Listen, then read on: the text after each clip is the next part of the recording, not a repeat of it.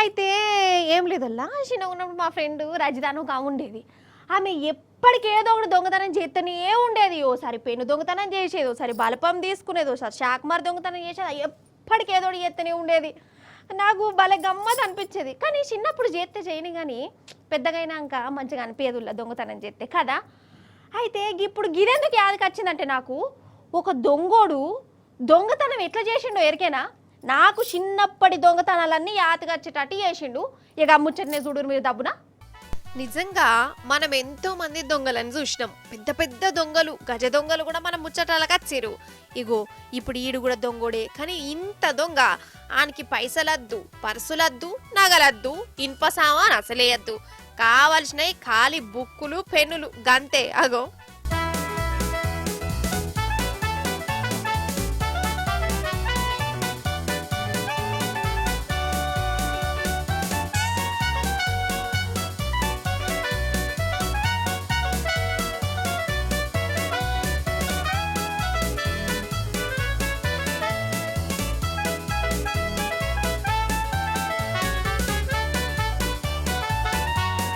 చూసినావా, బుక్కులన్నీ ఒక ముల్లెల కట్టుకొని మోసుకొని పోతుండు. పాత పేపర్లు కొనేటోళ్ళకి అమ్ముతాడా ఏందసలీడు? ఓరి వారి అవి పిల్లలు చదువుకునే బుక్కులు రా, కొత్త పుస్తకాలు, వాటిని ఏం చేస్తావురా నాయనా?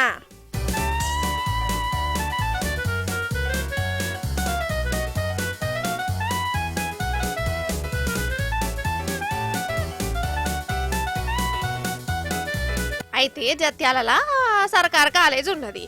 ఆడివిల్లలదే కొన్నొద్దుల సంధి దినం క్లాస్ రూముల నుంచి బుక్కులు మాయమైతున్నాయి అట. 1-2 రోజులంటే ఏమో అనుకున్నారు. అసలు బుక్కులు ఎట్లా మాయమైతున్నాయో కూడా అర్థం కాలే. వాళ్ళ నీళ్లను బదనాం చేసినందుకని సీసీ కెమెరాలు పెట్టిరు. అయితే మొన్న బోనాల పండుగ నాడుగున్నోళ్ళ సెలవు కాబట్టి పిల్లలు క్లాస్ రూముల్లో పుస్తకాలు పెట్టిపోయిరట. ఆ రోజు కూడా ఈడు మూట పట్టుకచ్చుకొని బుక్కులన్నీ ఎత్తుకపోయిండు. సీసీ కెమెరాలో వాని శేఖలన్నీ కనబడ్డాయి. అగుజుగుడు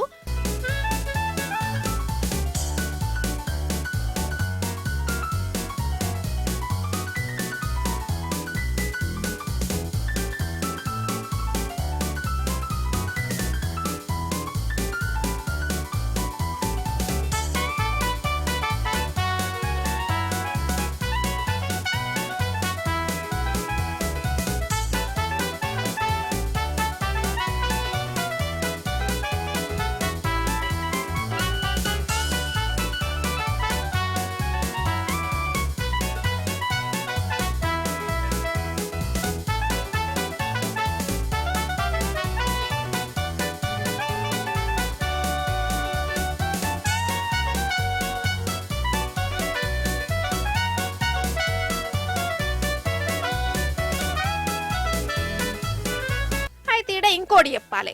ఇదే రూమ్ లో కంప్యూటర్లు ఉన్నాయి, పెన్ డ్రైవ్లు ఉన్నాయి, గడియారాలు ఉన్నాయి, బట్టలు ఉన్నాయి, పర్సులు కూడా ఉన్నాయి. కానీ వాటిని వీడు అసలే ముట్టుకోడు. ఈయనకి కావాల్సిన ఈ బుక్కులే అయ్యే పట్టుకొని పోతాడన్నట్టు.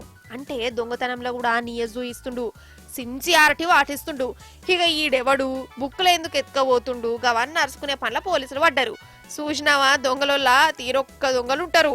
అసంటి దొంగలల్లా ఈడో ఇంత దొంగ అన్నట్టు.